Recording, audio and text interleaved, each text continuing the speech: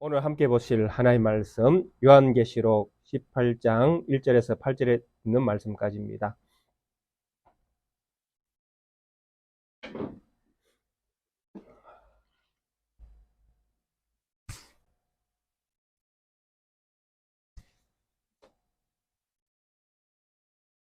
요한계시록 18장 1절에서 8절에 있는 말씀까지만 함께 합독하도록 하겠습니다. 이 일 후에 다른 천사가 하늘에서 내려오는 것을 보니 큰 권세를 가졌는데 그의 영광으로 땅이 환하여지더라.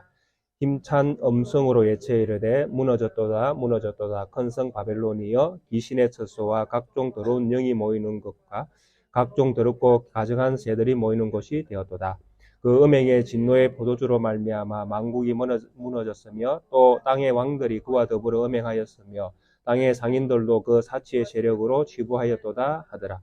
또 내가 들으니 하늘로부터 다른 음성이 나서 이르되 내 백성아 거기서 나와 그의 죄에 참여하지 말고 그가 받을 재앙들을 받지 말라. 그는 걔는 하늘에 사무쳤으며 하나님은 그의 불의한 일을 기억하신지라. 그가 준 그대로 그에게 주고 그의 행위대로 갑절을 갚아주고 그가 섞은 잔에도 갑절이나 섞어 그에게 주라. 그가 얼마나 자기를 영화롭게 하였으며 사치하였던지 그만큼 고통과 애통함으로 갚아주라. 그가 마음에 말하기를 나는 여왕으로 앉은 자요 가부가 아니라 결탄코 애통함을 당하지 아니하리라 하니 그러므로 하루 동안에 그 재앙들이 이르리니 곧 사망과 애통함과 흉년이라. 그가 또한 물에 살라지리니 그를 심판하시는 주 하나님은 강하신 자이심이라. 아멘. 지난 시간들 통해서 17장에 있는 말씀을 우리가 살펴보았습니다. 17장에서는 음녀로 이렇게 나타난 음녀가 도대체 누구인가, 그리고 음녀가 앉아있는 붉은 짐승은 누구인가 하는 이런 부분들에 대해서 말씀을 함께 살펴보았습니다. 그래서 17장에서 말하는 음녀는 예루살렘 성을 가리키는 그런 표현으로 그의 어떤 배교적인 어떤 행위를 통해서 그가 드러난 그 행실이 음녀와 같은 그런 모습이었다라고 해서 17장에서는 예루살렘 성을 가리켜서 음녀라고 이렇게 표현을 했었습니다. 그래서 이 음녀가 된 이 예루살렘 성은 정말 그로 말미암아 세상의 어떤 임금들도 음행을 하고 또 그가 음행의 포도주를 그들에게 먹여서 함께 음행을 하는 이런 일들을 통해서 그 당시 예루살렘 성이 얼마나 타락해 있었던가 하는 것을 보여주었습니다. 그리고 이 음녀가 타고 있는 그 붉은 짐승은 로마를 가리키는 표현으로서, 그래서 이 예루살렘이 철저하게 로마화되어 있었다라는 것입니다. 그래서 로마가 가지고 있는 권력이라든지 힘, 또 로마가 주는 평안, 이런 것들을 하나님과 바꾸어서 그들은 그것을 신처럼 여기며 살았다라는 것입니다. 그래서 이런 어떤 힘들을 얻다 보니까 결국 이들이 대적하는 것은 누구냐라고 할 때에 하나님을 믿는 믿음의 사람들을 대적할 수밖에 없었다라는 것입니다. 그래서 예루살렘 성에서 복음을 전하는 사도들이나 선지자들, 또 그 예수 그리스도가 하나님의 아들이심을 믿는 믿음의 성도들이 이 예루살렘 성에 있는 기득권자들에 의해서 끊임없이 핍박과 순교의 제물이 되어지는 이런 역사들을 사도행전에서 우리에게 보여주고 있다는 것입니다. 그래서 이런 모습들이 철저하게 예루살렘이 음행을 하고 있는 모습이었다는 것입니다. 그들이 얼마나 하나님을 대적하고 있었던가, 이것을 역사가 그대로 보여줬다는 것입니다. 그리고 그런 역사의 현장 가운데에서 그들이 누렸던 그 힘의 실체가 누구냐라고 할 때에 로마였다는 것입니다. 하나님이 그들에게 힘을 부여해 준 것이 아니라 그들이 로마를 등에 업고 그런 힘과 기득권을 가지고 하나님의 어떤 백성들을 또 하나님에 대하여 대적하는 이런 모습들을 보여주었다라는 것입니다. 그래서 이들이 철저하게 그 하나님을 믿는 믿음의 성도들 또 사도들을 핍박하고 그들을 박해하고 또 순교의 제물로 이렇게 그들을 죽였지만은 이 모든 모습들이 하나님의 어떤 믿는 믿음을 가진 사람들이 죽어나가고, 이게 쫓겨나가고, 또 박해를 받아서 이렇게 그 예루살렘을 떠나는 이런 일들이 세상 가운데 일어나니까 참 믿는 사람들이 늘 약자처럼 보일 수 있습니다. 이게 믿음을 가지면, 우리는 믿음을 가지면 믿음이 세상을 이긴다라고 우리는 그렇게 믿지 않습니까? 근데 세상에서 돌아가는 이런 현상들을 보면 믿음이 이기는 것이 아니라 세상이 이기는 것처럼 보인다라는 것입니다. 왜? 늘 얻어터지는 것은 성도들이거든요. 그래서 이런 부분들이 생길 때마다 믿는 믿음을 가진 성도들이 낙심할 수가 있다라는 것입니다. 근데 성경은 우리에게 뭐라고 말씀하십니까? 14절에 그들이 어린 양과 더불어 싸우려니와 어린 양은 만주의 주시요 만왕의 왕이시니라. 그들을 이기실 터이요 또 그와 함께 있는 자들 곧 부르심을 받고 택하심을 받은 진실한 자들도 이기리로다. 이렇게 성경은 우리에게 누가 이기냐고 결론을 맺는가 하면 하나님과 하나님을 믿는 믿음의 백성이 이긴다고 성경은 결론을 내리고 있다는 것입니다. 그래서 우리가 어떤 일을 세상에서 만난다 할지라도 낙심할 이유가 없는 것입니다. 세상을 좋아하고 사랑하는 사람들이 잘 살고 잘 먹고 모든 것들을 다 누리는 것처럼 보인다 할지라도 우리 하나님을 믿는 우리가 그들을 부러워할 이유가 전혀 없다는 것입니다. 왜냐하면 결국 승리는 누가 한다라고 성경은 우리에게 말씀하십니까? 하나님을 믿는 믿음의 백성들이 승리한다, 이긴다. 이렇게 성경은 우리에게 증언을 하고 있다는 것입니다. 그래서 예루살렘 성 중심으로 살았던 대제사장, 서기관, 바리새인들 그들의 편에 서서 호의호식하며 살았던 그 당시의 모든 어떤 기득권자들이 실제로 그들이 힘을 가지고 있는 것처럼 보이고 그들이 잘 사는 것처럼 보이고 그로 말미암아 하나님을 믿는 믿음의 사람들이 박해를 당하고 순교를 당하고 쫓겨나는 일들을 당하는 이런 현실을 바라보는 그 순간에도 하나님의 자녀들이 가져야 될 믿음이 무엇이냐니까 하나님을 믿는 믿음이 이긴다는 정신입니다. 그래서 결국은 하나님께서 어떻게 하실 것입니까? 다 심판하신다고 말씀을 하고 계십니다. 17절에 그렇게 말씀하셨죠. 17장. 이는 하나님이 자기 뜻대로 할 마음을 그에게 주사 한 뜻을 이루게 하시고 그들의 나라를 그 짐승에게 주게 하시되 하나님의 말씀이 응하기까지 하십니다. 물론 16절부터죠. 내가 본 바 이 열불과 짐승은 음녀를 미워하여 망하게 하고 벌거벗게 하고 그의 살을 먹고 불로 아주 사르리라. 그래서 이 예루살렘이 로마를 힘입어서 로마를 등에 업고 호요식하면서 살았는데 결국 하나님이 로마에게 예루살렘을 칠 수 있는 권세를 주겠다고 말씀하시는 거예요. 서로 미워할 수 있도록 만들겠다라는 것입니다. 그렇게 해서 예루살렘을 심판하고 예루살렘을 심판한 로마도 결국 하나님이 어떻게 하시겠다라는 것입니까? 심판하겠다. 그렇게 해서 하나님이 이김을 세상 가운데에서 보여주겠다. 이렇게 하나님이 말씀을 하십니다. 그래서 역사 안에서 우리가 다 보았듯이 AD 70년에 예루살렘이 망합니다. 이스라엘이 망하고 그리고 로마도 역사 안에서 사라지게 되어집니다. 그래서 결국 하나님이 이런 역사를 통해서 성경 말씀의 증언을 통해서 우리에게 주시는 어떤 그 위로의 말씀이 무엇입니까? 믿음이 이긴다라는 것을 우리에게 똑똑히 보여주고 계시는 것입니다. 오늘 이 시대를 살아가는 우리에게도 똑같은 믿음을 하나님은 원하고 계시는 것입니다. 우리가 믿지 않는 사람보다 조금 못 살 수도 있습니다. 조금 건강치 못할 수도 있습니다. 조금 우리가 손해보는 듯한 어떤 그런 삶을 살 수도 있습니다. 왜? 주일 되면 우리는 교회 나오는데 세상 사람들은 놀러 다니니까요. 때로는 그것이 좋아 보이고 부러워 보일 수도 있습니다. 그러나 그것이 세상을 잘 살고 세상이 이기는 것이 아니라 오늘 우리가 예배드리는 처소에 나와서 예배드리는 이 모습으로 믿음을 지켜가는 이 순간 이것이 우리에게 승리를 주는 보증이 된다는 것입니다. 그래서 이런 것들을 우리가 잘 이해를 하고 우리가 지금 조금 손해보는 것 같은 이런 어떤 상황이 우리 가운데 펼쳐진다 할지라도 절대로 낙심하지 마시라는 것입니다. 낙심할 이유가 없습니다. 우리 안에는 생명이 삭터 있으니까요.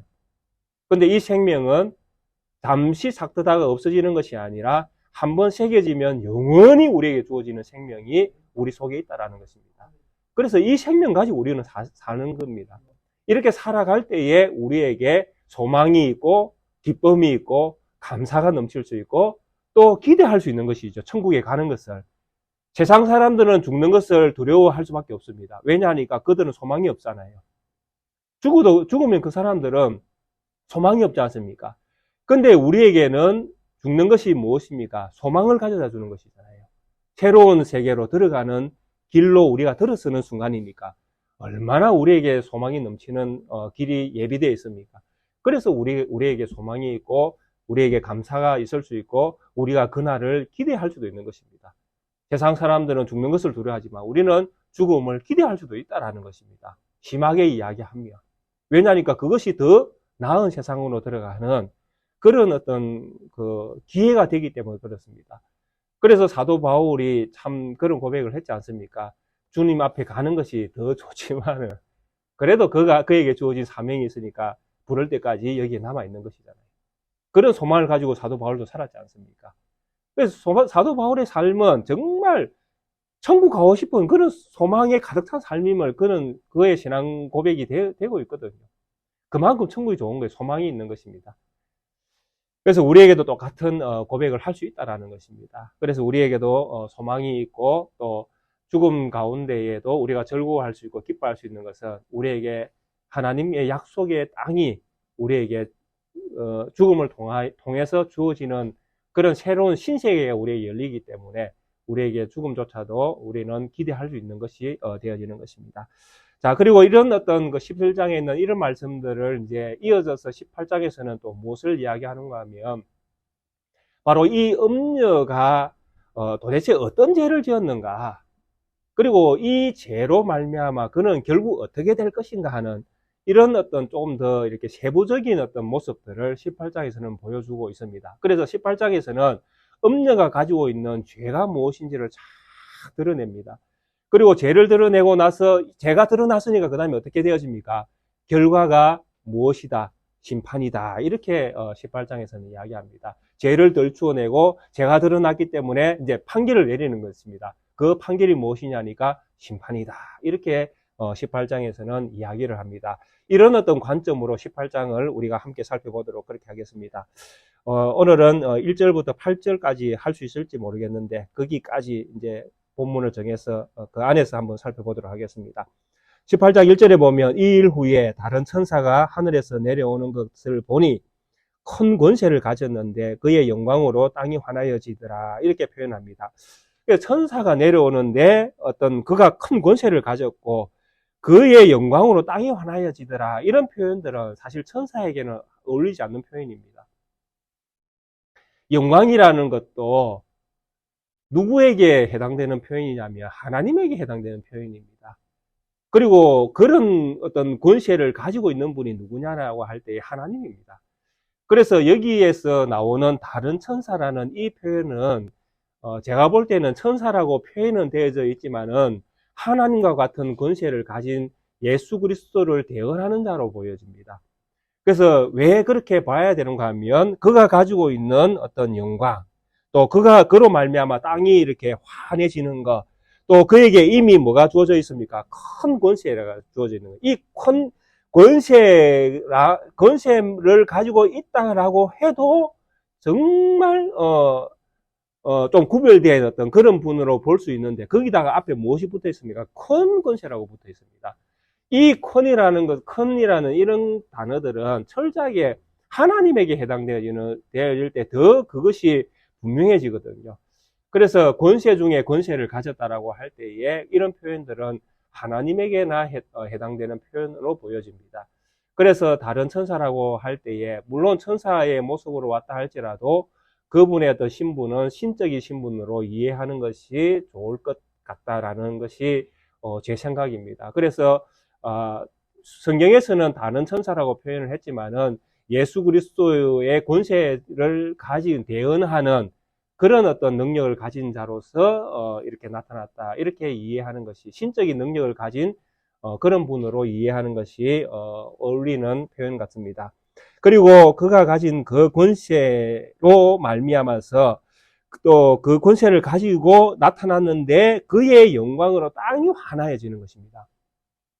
그래서 땅이 환하여지면서 그의 영광으로 땅이 환하여졌다라는 것은 하나님이 하나님으로 세상에 오시니까 세상이 이게 밝아지는 것입니다. 땅이. 그럼 밝아졌다라는 이 표현을 우리가 어떻게 이해해야 되는가 하면, 바로 이 다음에 나타나는 이 이야기들이, 음녀의 죄를 드러내는 것이거든요. 음녀가 어떤 죄를 지었는가를 드러내는 것이 주 목적이단 말입니다. 이 18장에서는 서두에.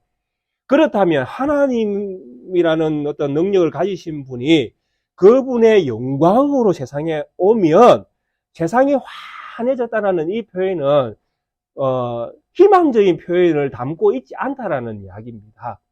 우리는 어두움과 밝음을 이야기할 때 어두움은 나쁘고 밝음은 좋다라고 이해하는 이런 기본적인 생각 때문에 땅이 환해졌으니까 야, 세상이 참 좋아지려는 것 같다 이렇게 생각할 수 있지만은, 하나님이라는 이분이 이 배경 속에서, 음녀의 죄를 드러내는 배경 속에서 하나님이 이렇게 등장하실 때, 그리고 하나님이 등장한 이것 때문에 땅이 환하게 밝아졌다라는 것은 제 생각에는 분명한 이유가 무엇이냐 하니까, 이렇게 표현하는 이유가 무엇이냐 하니까, 바로 하나님이 등장함으로써 세상이 그의 죄악된 모습들이 다 드러났다는 표현입니다. 그게 하나님이 그분의 능력을 가지고, 권세를 가지고, 그분의 영광으로 세상에 등장하니까 세상에서는 감추어질 게 아무것도 없는 것입니다. 다 드러나는 것입니다. 우리가 하나님 앞에 설 때에 우리의 죄악이 다 드러나는 것처럼, 지금 이 다른 처사로 표현되어지는 이 신적인 능력을 가지신 분이, 하나님이 세상에 등장하니까 이 음녀의 죄악이 싹 다 드러나는 겁니다. 그것이 2절부터 이제 쭉 시작되는 것입니다. 그래서 밝아지는 것이 결코 하나님의 등장하심이 결코 이 음녀에게 소망이 될 수가 없는 것입니다. 음녀는 그의 죄악이 무엇인지 진짜 머리털까지 다 세시는 바 되는 이 하나님의 능력이 그의 죄의 가장 심정에 있는 것까지 다 밝혀내신다는 이런 표현들로서 이 땅이 밝아졌다는 것을 이렇게 말하고 있는 것처럼 보인다는 것입니다. 얼마나 두렵고 떨리는 표현입니까? 하나님의 영광으로 우리에게 다가오면 정말 우리는 하나님 앞에 설 수가 없습니다. 모세가 하나님의 하나님의 영광을 보게 해달라고 했을 때에 하나님께서 모세에게 뭐라고 말씀하셨습니까? 내 얼굴을 보고 살 자가 없다라고 말씀하셨지 않습니까? 그래서 우리는, 제가 늘 자주 이야기하지만은, 하나님을 보고 싶습니다라고 기도하는 것이 얼마나 두렵고 떨리는 기도인지 우리가 알아야 된다는 것입니다. 하나님을 대면한다라는 것이 얼마나 두렵고 떨리는 어떤 그런 순간이 우리에게 주어질 수 있음을 우리가 알아야 된다는 것입니다. 근데 우리는 하나님을 두려워하지 않습니다. 왜 두려워하지 않습니까? 우리는 하나님을 뭐라고 부르니까요? 아버지라고 부르니까요. 그래서 믿는 자에게는 하나님이 두렵기도 하지만 어떤 분이 되어집니까? 존경과 경외의 대상이 되어지고 친근할 수도 있다는 것입니다. 우리에게는 양면성이 있는 것이죠. 죄를 가진 자들 앞에서는 두려움이지만 죄의 속죄함을 받은 우리의 입장에서는 두려운 하나님도 되지만은 친밀한 하나님도 되는 겁니다. 그래서 하나님을 아버지라 부를 수도 있는 것이죠. 그래서 이 음녀의 입장에서는 하나님의 등장으로 땅이 밝아지는 것, 그 땅이잖아요. 예루살렘 땅이 환하게 밝아지는 것은 결코 좋은 일이 아닙니다. 그들의 죄악이 이제 낱낱이 드러날 것이니까요. 그리고 여기에서도 이런 표현들이 있지 않습니까? 하나님이 그 영광으로 이렇게 했잖아요. 이 영광은 철저하게 무엇과 대비되는가 하면 바로 음녀가 가지고 있는 죄와 철저하게 대비되는 표현입니다. 음녀가 나중에 살펴보겠지만은 음녀가 가지고 있었던 예루살렘이 했던 그 가장 큰 죄가 무엇이냐니까 두 가지입니다. 28장에서는 하나는 음행이고 하나는 사치거든요. 이 두 가지가 이 예루살렘 성이 가지고 있는 죄악입니다. 근데 처음에 먼저 음행을 이야기하고 뒤에 사치를 이야기하는데, 이 사치라는 것이 전부 다 세상의 어떤 그 삶과 연결되어 있는 것들이거든요.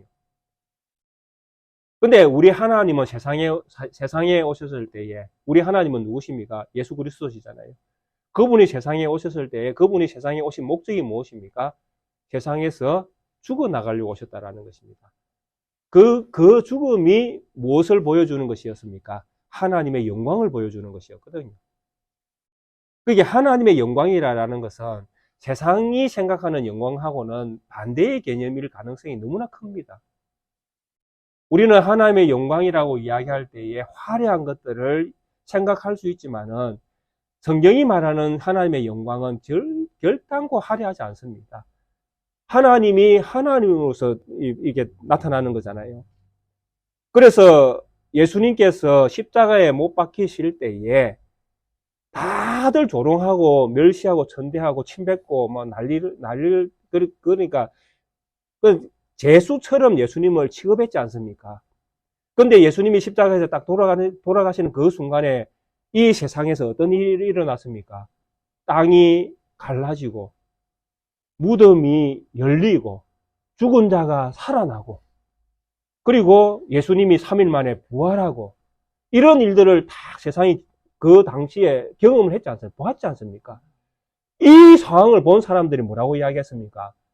이분이 진짜 하나님의 아들이시다. 이렇게 이야기했다라는 것입니다. 무엇을 통해서 하나님은 자기 자신이 우리 예수님은 무엇을 통해서 예수님이 하나님 아들이신 것을 증언했습니까? 십자가의 죽음을 통해서.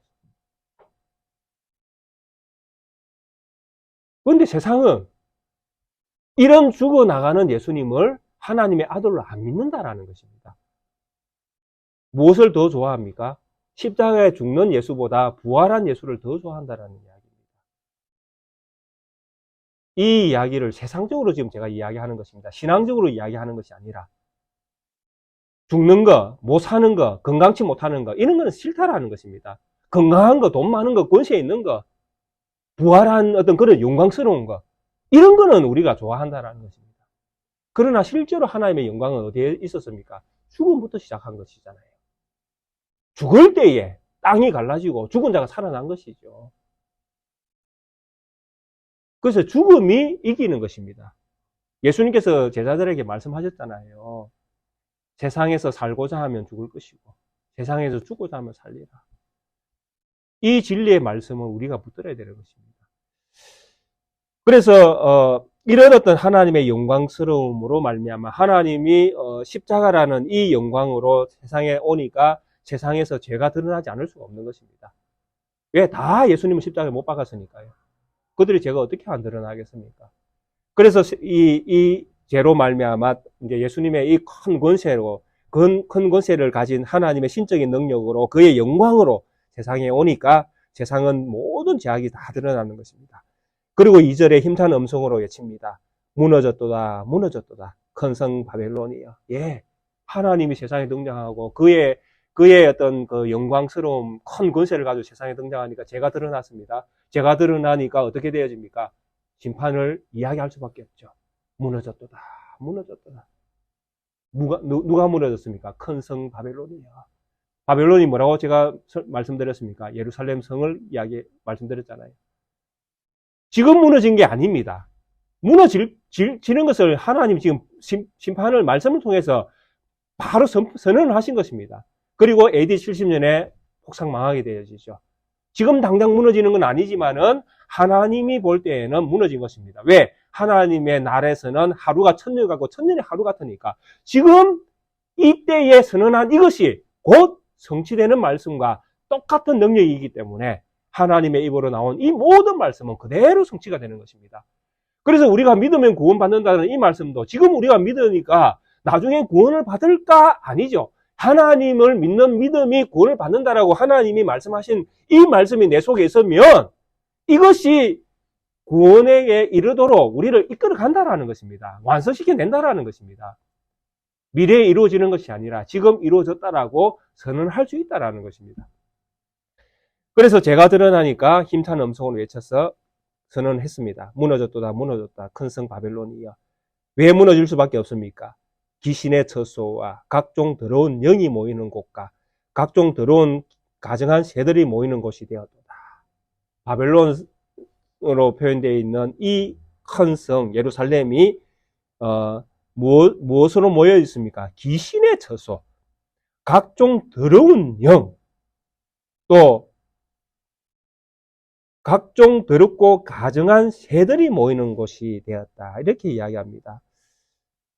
예루살렘 성전은 하나님이 계신 장소로 하나님이 이스라엘 백성에게 허락해 주신 처소입니다. 맞습니까? 거기에는 우리가 성경을 통해서 보지만은 거룩하다라고 여겨지는 대제사장이 거기에 있습니다. 그리고 거기에는 하나님 앞에 날마다 제사가 드려지는 장소입니다. 그래서 그들의 모든 죄가 하나님 앞에서 다 사해지고 그곳만을 통해서 하나님의 거룩을 보여주는 장소가 예루살렘 성입니다. 그리고 그 안에 있는 성전이고요. 그런데 하나님의 거룩을 담아내야 되는 이 예루살렘 성이 무엇으로 가득 담고 있습니까? 귀신의 젖소, 각종 더러운 영, 각종 더럽고 가증한 새들이 모이는 곳. 정말 이런 표현들을 하나님이 쓰신다라고 지금 성경에서 요한이 지금 기록을 하고 있습니다. 하나님이 바라보는 예루살렘은 이런 모습을 지금 하고 있는 것입니다. 그 당시 귀신이, 하나님이 계신 장소에 귀신이 있다.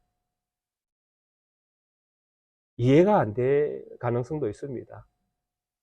바꾸어 이야기하면 요즘도 이래 이야기할 수 있잖아요. 교회에 귀신이 있다. 어울립니까? 안 어울립니까?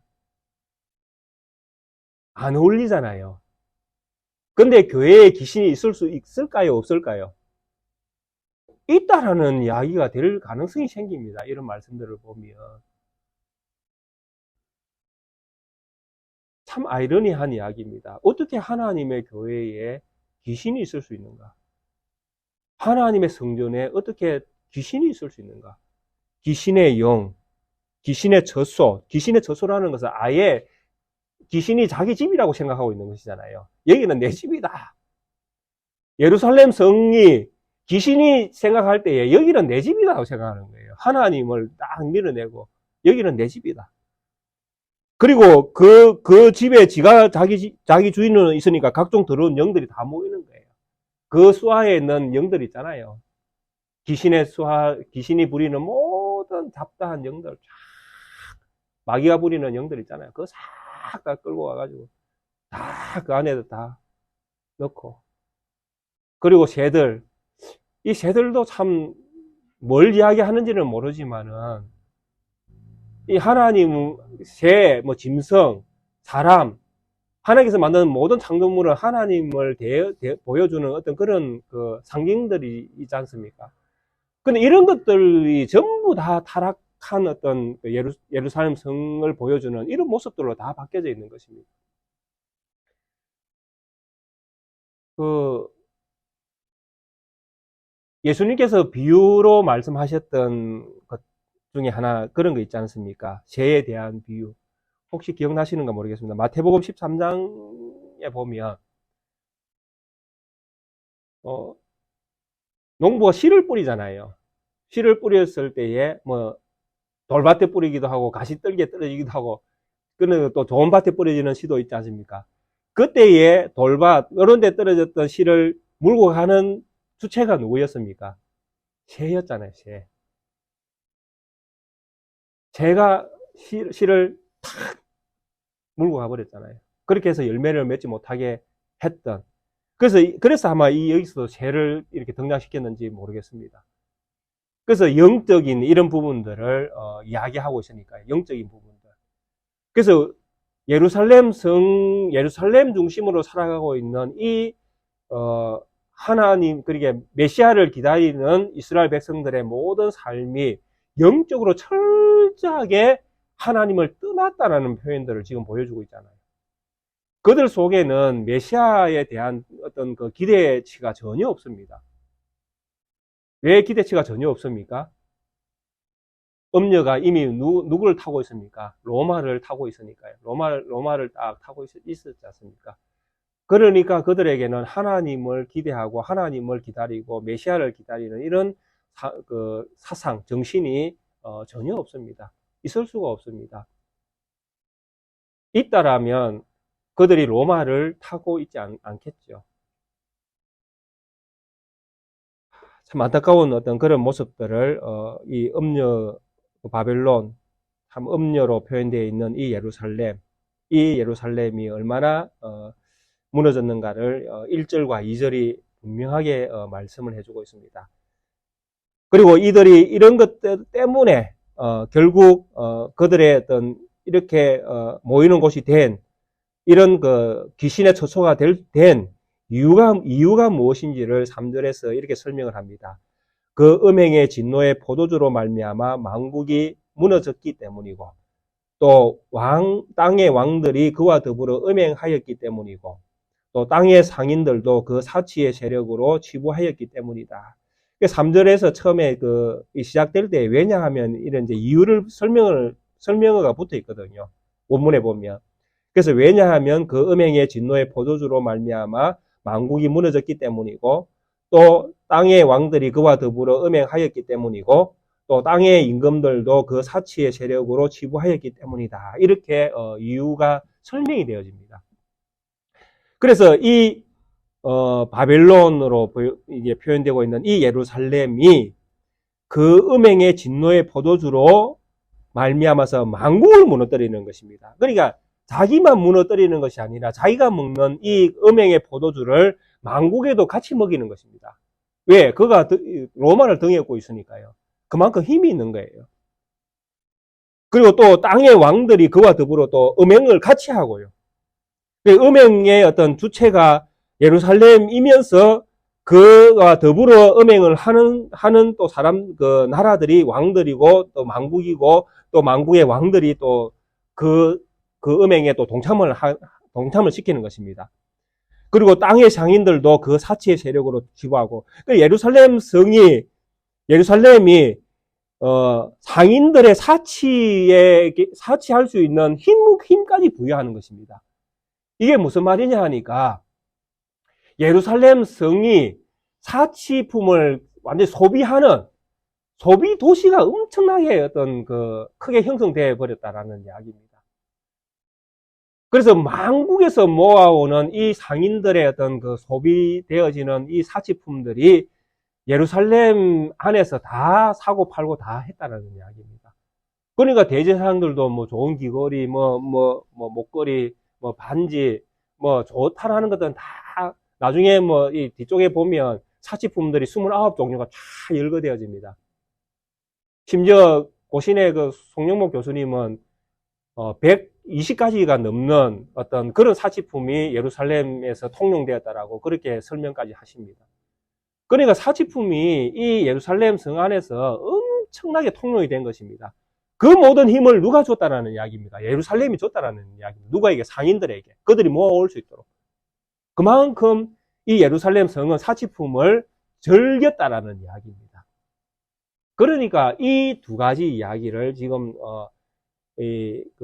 예루살렘이 망할 수밖에 없는 두 가지 이유를 이 3절이 지금 설명을 하는데, 첫째는 그들이 만국의 왕들과 함께 더불어 음행했고, 또 둘째는 상인들이 모아온 모든 사치품들을 이 예루살렘에서 통용되도록 해서 자기들이 그 사치품에 취해 있었다. 이 이야기를 하고 있는 것입니다. 이것이 예루살렘이 망할 수밖에 없는 이유다라고 이야기하는 것입니다.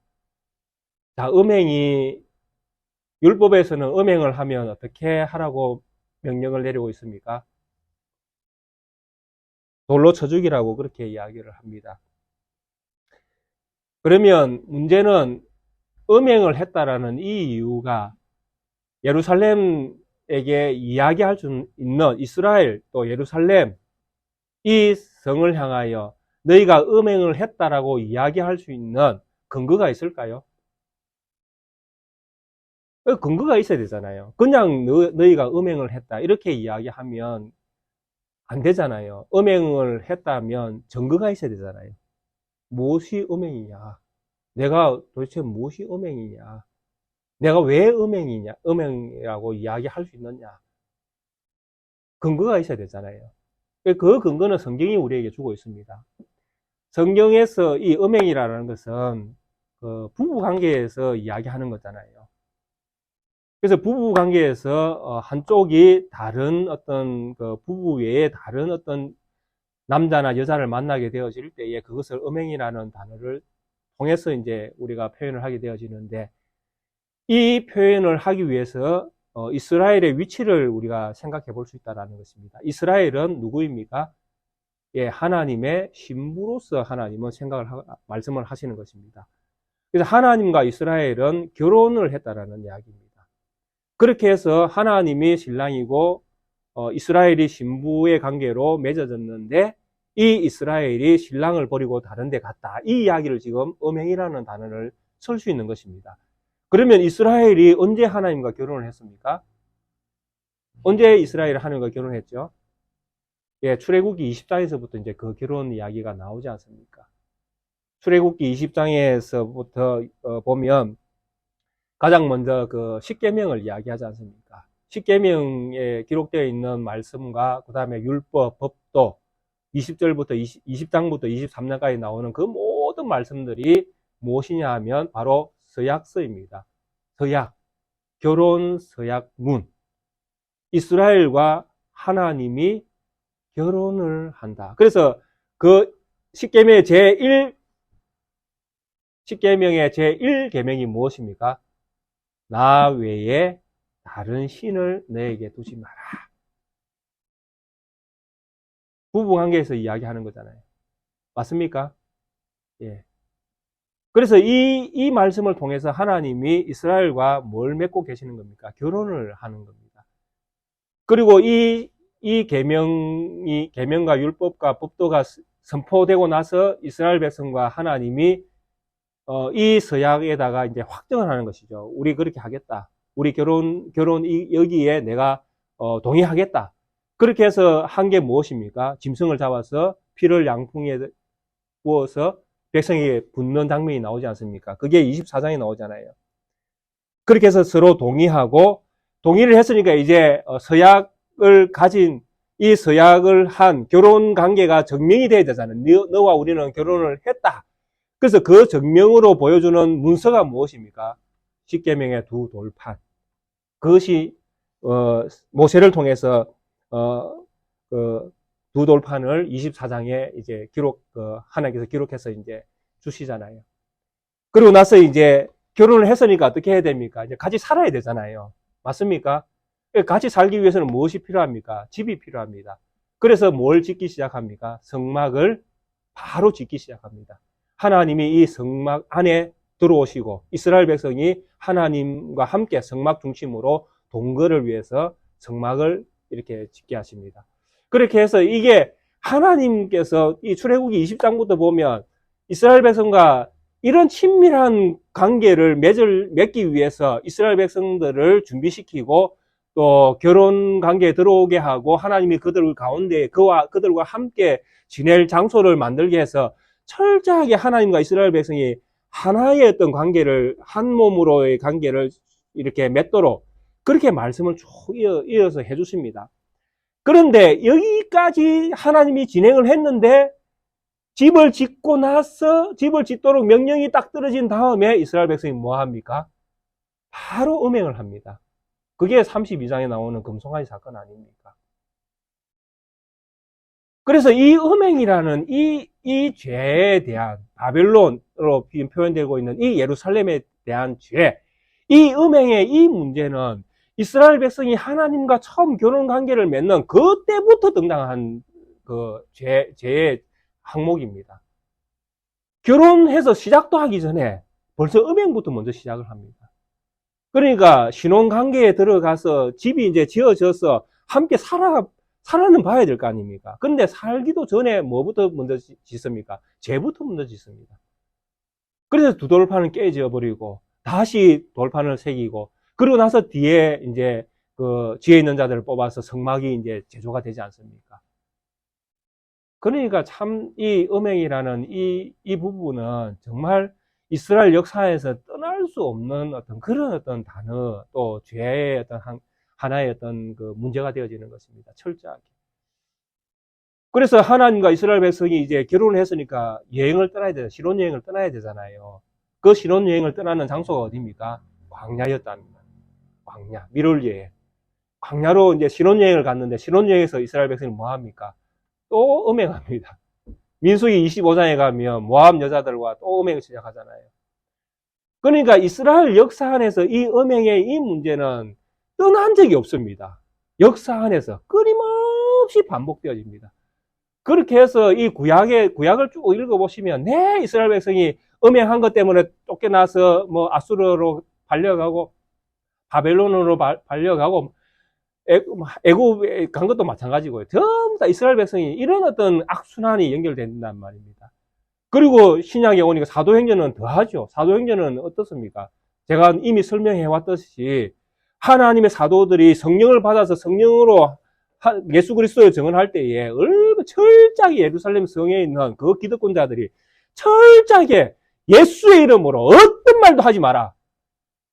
네, 방해하고 그리고 야고보 죽이고 스데반 죽이고 예루살렘 성전에서 스데반을 죽여서 쫓아내고, 얼마나 이스라엘 백성이 하나님을 믿지 않는다는 것, 하나님 외에 우리에게 다른 신이 있다는 것을 얼마나 많이 표현을 하고 살았는지 모릅니다.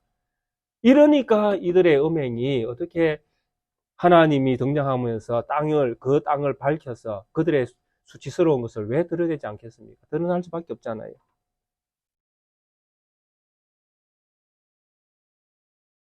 그래서 이 모든 이런 음행의 어떤 그 결과물들이 드러나니까 하나님께서 뭐라고 말씀하십니까? 4절에 또 내가 들으니 하늘로부터 다른 음성이 나서 이르되 내 백성아 거기서 나와 그의 죄악에 참여하지 말고 그가 받을 재앙을 받지 말라. 이렇게 말씀합니다. 누구에게 말씀합니까? 하늘로부터 다른 음성이 나서 이르되 내 백성아. 지금 하나님이 누구에게 은혜를 베푸십니까? 자기 백성에게 은혜를 베풉니다. 내 백성아. 거기서 나와 그의 죄악에 참여하지 말고 그가 받을 재앙들을 받지 말라. 자, 내 백성 된 사람들은 어디에서 나와야 됩니까? 어디에서 나와야 되죠? 죄악의 소굴에서, 귀신의 저소에서 나와야 됩니다. 그죠? 그러면 이 지금 귀신의 저소는 어디입니까? 예루살렘 성입니다. 맞죠? 예루살렘 성을 어떻게 해야 됩니까? 떠나야 됩니다. 왜? 거기는 심판의 장소가 되어 있으니까요. 떠나는 것이 답입니다. 마태복음 24장에 예수님께서 그렇게 제자들에게 말씀하셨죠. 멸망에 가정한 것이 거룩한 곳에 쓴 것을 보거든 산으로 도망가라, 토끼라. 예루살렘이 망하는 징조를 보게 되어질 때에 그 성에 남아있으면 같이 망합니다. 망하는 곳에 같이 있으면 같이 망한다라는 이야기입니다. 그럼 어떻게 해야 됩니까? 거기서 나와야 됩니다. 오늘날 교회를 옮기는 문제도 사실 쉬운 문제는 아닙니다. 그런데 이건 고민해 봐야 될 문제입니다. 교회가 진리의 말씀을 떠나 있고 교회가 하나님을 거룩하게 여기지 않는 그런 단체로 둔갑되어 있다면 교회를 떠나야 됩니다. 맞죠? 예, 이건 진리입니다. 이거는 우리가 교회를 절대 떠날 수 없다라는 것은 답이 될 수가 없습니다. 진짜 교회가 교회다울 때에 거기에 있는 것이 복이 되는 것입니다. 근데 교회가 타락해서 진리를 담지 못하고 교회가 타락해서 세상의 어떤 가치관으로 치부하고 또 그것을 따라갈 때에는 교회를 떠나야 됩니다. 그것이 복입니다. 근데 이런 어떤 성경의 어떤 가르침들을 교회가 무시할 때가 참 많이 있다라는 것, 성도들이 두려워할 때가 많이 있다라는 것입니다. 교회를 떠나면 안 된다라는 두려움. 더 좋은 곳을 찾아가야 되죠. 더 진리가 꼽히는 거, 진리의 말씀이 선포되어지는 거, 하나님이 함께 하시는 거, 그곳을 가야 되죠. 여기서 분명히 말씀하잖아요. 내 백성아, 거기서 나와 그의 죄악에 참여하지 말고 그가 받을 재앙들을 받지 말라. 우리가 잘 알고 있는 창세기에 보면 소돔과 고모라 성이 그 죄악으로 말미암아 심판을 받게 되지 않습니까? 그때 하나님께서 아브라함을 생각하사 롯과 그 가정을 살려주잖아요. 근데 하나님께서 심판이 막 임했는데도 불구하고 롯이 하나님이 떠나려 할 때 지체합니다. 그래서 심판이 임할 때에 그들이 가야 될 곳까지 이르지 못하는, 산에까지 이르지 못하는 이런 상황이 발생할까봐 하나님께서 친히 롯을 바깥으로 끄집어내시는 거 보셨습니까? 예. 하나님의 자녀가 그 성에 있으면 하나님이 그 성 심판을 못 하시는 겁니다. 그럼 심판의 대상이 있는 그 성에서 뭐 해야 됩니까? 끌어 나와야 그 다음에 하나님이 그 성을 뭐 하십니까? 심판을 때리십니다. 그래서 하나님은 하나의 백성들을 철저히 보호하시는 것이죠. 스데반 집사의 순교를 가만히 생각해 보십시오. 스데반 집사가 순교를 어디서 당했습니까? 예루살렘 성 밖에서 순교를 당했습니다. 성 안에서 순교를 당한 것이 아니라 성 밖에서 순교를 당했습니다. 무슨 이야기입니까? 하나님께서 그 성을 심판하겠다는 이야기입니다. 오늘 우리가 보았던 이 말씀이 그대로 지금 그 예루살렘 성이 어떠한가를 보여주고 있는 것입니다. 그 당시에 예루살렘 성은 귀신이 모이는 처소였다라는 것입니다.